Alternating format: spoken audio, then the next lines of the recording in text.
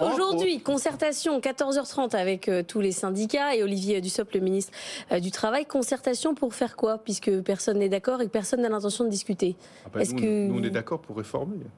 Non, mais les syndicats ne sont pas d'accord. Est-ce que vous dites perdons pas de temps là, allons-y, avançons Il faut bien sûr ne pas perdre de temps. J'ai toujours affirmé que cette réforme de retraite, on aurait pu y travailler il y a déjà bien longtemps. Et donc, nous avons, nous, partenaires sociaux, une part de responsabilité. Donc là, vous êtes pas en phase avec le MEDEF, vous dites non, c'est urgent, parce que le MEDEF dit oui, ça peut attendre, faut pas désespérer Billancourt.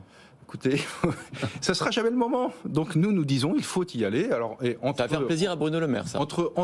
Bien sûr, j'ai tout le temps là-dessus, j'ai tout le temps été clair. Alors entre la fin de l'année et le premier trimestre, je veux dire, c'est le trait de plume. Oui. C'est pas trop le sujet. Mais de toute façon, il faudra y aller pour toutes les raisons que nous savons. C'est-à-dire qu'il faut que collectivement nous arrivions à travailler plus longtemps.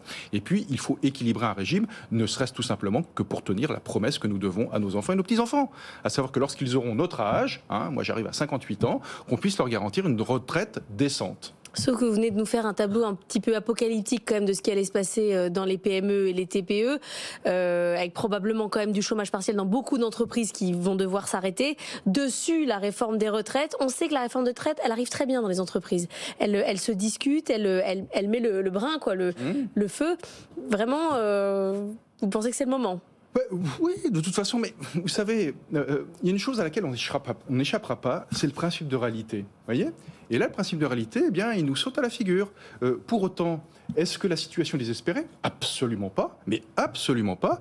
Nous avons des marges de manœuvre, ne serait-ce que la valeur travail. On peut en France travailler plus longtemps lorsque nous sommes le pays qui, pendant toute une carrière professionnelle, collectivement, travaillons le moins longtemps. Ça, c'est un levier formidable. Il faut actionner ça. Et puis, nous avons toute la réforme de l'action publique qui n'a jamais été entamée. Il faut s'y coller, il faut le faire. Voilà, ça, c'est important. Il faut donner des perspectives. Les difficultés, elles sont devant nous. Il faudra les franchir.